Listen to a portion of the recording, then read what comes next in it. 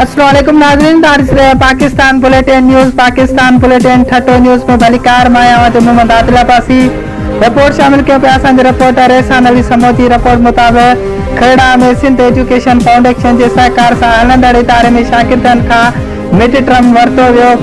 खरड़ा में Sindh education foundation हुकूमत सिंध के सहकार से हलंदड़ इदारे सफदर पब्लिक एलिमेंट्री स्कूल में शागिर्दनि का मिड टर्म वरतो वियो। 500 का मथे शागिर्दनि उनमें इम्तिहान में वेठा। स्कूल इंतजामिया मीडिया के ॿुधाईंदे चयो त हीउ इलाइक़ो तइलीमी तौर माशी लिहाज़ सां तमामु पुठिते पियल आहे। उन सूरत हाल के नज़र में रखंदे सिंध एजुकेशन फाउंडेशन ही इदारो क़ाइमु करे हिन इलाइक़े वासियुनि लाइ बहितरीन क़दम खयो आहे, जेको मुफ़्त में मयारी तालीम ॾेई रहियो आहे। हिन इदारे अंदर 500 का वधीक शागिर्द तालीम हासिल करे रहिया आहिनि। उम्मीद आहे त ही इदारो तालीम तरक्कीअ लाइ बेहतर नतीजा ॾींदो। नाज़रीन, वधीक ख़बरुनि ऐं अपडेट लाइ ॾिसंदा रहो ऐं विज़िट कंदा असांजो चैनल पाकिस्तान बुलेटिन ठटो न्यूज़। असां पहुचाईंदासीं हर ग़रीब हर मज़लूम जे आवाज़ लाइ वञनि ताईं।